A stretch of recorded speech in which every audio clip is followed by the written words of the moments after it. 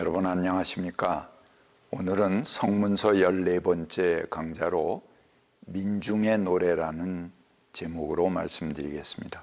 시편에는 원수를 향한 강한 적개심, 그들을 짓뭉개 달라는 호소가 여러 곳에 불쑥불쑥 튀어나옵니다.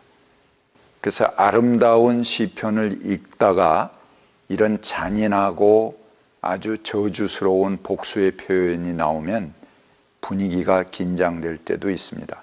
그래서 여러분들이 예배 때나 아무 때 그냥 시편을 불쑥 꺼내서 읽다 보면 아주 민망한 일을 당할 때도 있습니다. 적나라하게 적개심을 나타내는 표현들이 곳곳에 나타나기 때문에 그렇습니다.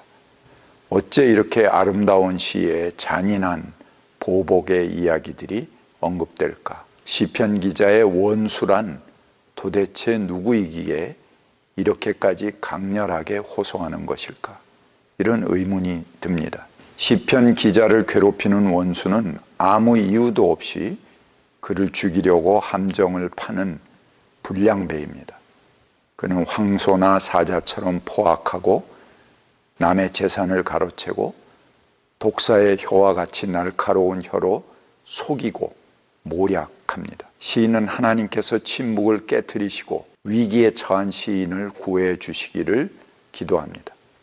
시인은 하나님께서 공정한 재판을 하셔서 악인을 벌하시기를 간구합니다. 시편 기자는 하나님께서 자신을 버리셨다고 느끼기도 합니다. 저자의 신음소리를 듣지 않으시고 돕지 않으신다고 생각합니다. 저자는 벌레 취급받으면서 사람들의 조롱거리가 되어 죽음의 진토에서 신음합니다. 그는 하나님께서 빨리 오셔서 악인의 손에서 자기를 건져주시고 원수와 싸워주시기를 기대합니다. 하나님께서 나는 내 구원이라 하고 확언하여 주시기를 간구하는 것입니다. 시편 안에는 의로운 하나님의 백성들에게 가해진 압제와 불의, 고통 등이 전제되어 있습니다.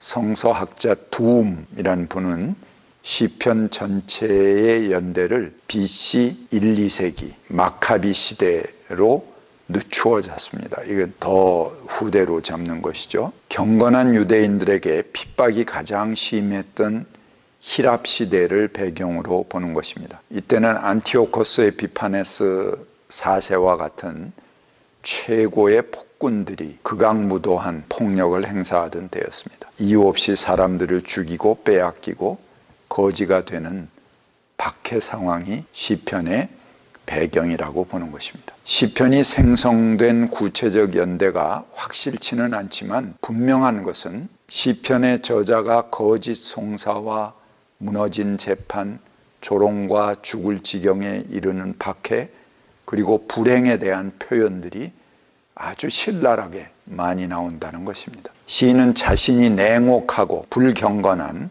압제자들의 희생물이라고 여기고 있습니다. 그리고 그에게 가장 절박한 문제는 그들을 이유 없이 핍박하고 있는 원수들, 적대자로 표현되는 그 상대와의 갈등입니다. 이것은 그들이 처한 박해와 억압의 상황, 구체적으로 그들을 위협해오는 상대들, 원수들의 현실적인 억압 때문에 그렇습니다. 그 절박성을 간과하게 되면 이는 민중의 고통을 추상화시키는 일이 됩니다. 그들이 처한 상황에서 가장 절실한 구원의 메시지는 그들을 옥죄어오는 원수들을 제어하는 일입니다. 민중은 그들의 한회 발설을 통해서 그 고통의 뿌리가 치유되기를 바랍니다. 시편에 자주 언급되는 원수와의 갈등은 부유한 자의 착취와 불의한 통치자의 압제에 맞서는 민중의 외침입니다. 또한 시편 기자는 질병과 고통으로부터 구원해 주실 것을 호소하고 그것이 원수 때문이라고 말합니다. 이것 역시 가난과 영양 부족, 열악한 생활 조건으로 오는 압박감 등 이 민중을 질병으로 몰고 가는 상황을 나타냅니다. 심지어는 바벨론 강가에서라는 서정적인 팝송으로 우리에게 많이 알려진 시편 137편, 아주 목가적인 시죠. 그런데 그 시마저도 그 끝부분은 아주 잔인하고 민망한 주문으로 끝납니다. 제가 한번 읽어보겠습니다. 여러분, The Rivers of Babylon, 따라다라단 딴따단 딴딴딴딴 딴딴딴딴, 이런 그 팝송으로도 노래화 된 것이 바로 이 시편 137편입니다. 우리가 바벨론 강변 곳곳에 앉아서 시온을 생각하면서 울었다. 그 강변 버드나무가지에 우리의 수금을 걸어두었더니 우리를 사로잡아 온 자들이 거기에서 우리에게 노래를 청하고 우리를 짓밟아 끌고 온 자들이 저희들 흥을 돋우어 주기를 요구하며 시온의 노래 한 가락을 저희들을 위해 불러보라고 하는구나. 우리가 어찌 이방 땅에서 주님의 노래를 부를 수 있으랴. 이어지는 본문을 여러분 한번 주목해 보시기 바랍니다. 굉장히 목가적이고 아름다운 노래잖아요. 바벨론 강가에서 수금을 걸어두었더니 그걸 보고 야, 그 노래 한번 해봐, 한번 흥을 돋가봐, 이렇게 요구한다는 겁니다. 근데 이 노래가 무슨 노래입니까? 성전에서 하나님을 예배하고 찬양하던 그런 노래 아닙니까? 그 노래를 하기 위해서 수금을 탄 것인데 그 악기를 보더니 자기들 흥을 돋구라고 노래하라고 한다는 것입니다. 그러니까는 우리가 어찌 이방 땅에서 주님의 노래를 부를 수 있으랴, 이렇게 한탄하는 그런 아름다운 시입니다. 근데 그 다음에 이어지는 귀절이 문제입니다. 주님, 예루살렘이 무너지던 그날에 에돔 사람이 하던 말, 헐어버려라 헐어버려라, 그 기초가 드러나도록 헐어버려라 하던 그 말을 기억하여 주십시오. 멸망할 바벨론 도성아, 내가 우리에게 입힌 해를 그대로 너에게 되갚는 사람에게 복이 있을 것이다. 내 어린 아이들을 바위에다 메어치는 사람에게 복이 있을 것이다. 갑자기 살벌해집니다. 이런 구절들은 시편 기자의 잔인함과 편협성을 나타내는 말이 결코 아닙니다.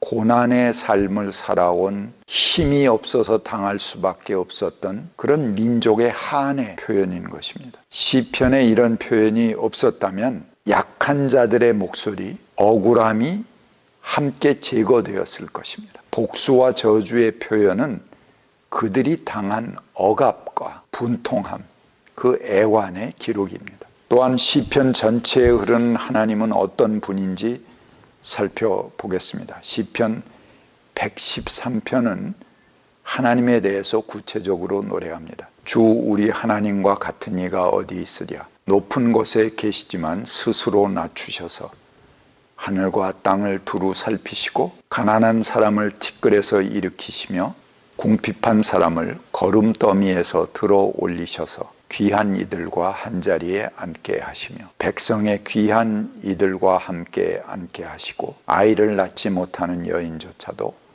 한 집에서 떳떳하게 살게 하시며 많은 아이들을 거느리고 즐거워하는 어머니가 되게 하신다. 할렐루야. 약하고 가난한 사람들은 먼지와 티끌 속에서 호흡하고 거름더미에서 먹을 것이나 쓸 수 있는 물건이 있나, 이런 것들을 뒤진다는 것입니다. 거름더미는 가난한 사람들이 추위를 피할 수 있는 곳이기도 했습니다. 하나님은 인간들의 욕심으로 공평치 못한 상황을 만들고도 이를 정당화시키는 제도를 참지 못하십니다. 아이를 낳지 못해 부당한 대우를 받는 여인의 아픔을 이해하십니다. 그러기에 하나님 자신이 인간 속으로 들어오셔서 이러한 부조리와 모순을 시정하시고 먼지 또는 티끌 속에 살고 있는 가난한 자의 신분을 고쳐주십니다. 그들을 거름더미에서 들어올려서 잔치자리에 함께 합석하게 만들어 주신다는 것입니다. 거름더미라는 것은 추위를 이길 수 있는 장소이기도 하죠. 거름에 발열이 됩니다. 그래서 추우면은 그 거름더미 두엄으로 쓰기 위해서 해놓은 그 거름더미 속에 몸을 숨겨서 추위를 면하는 그런 가난한 사람의 삶의 단편을 볼 수 있습니다. 이것이 하나님의 인권 존중의 사상입니다. 하나님의 사랑을 보여주는 것입니다.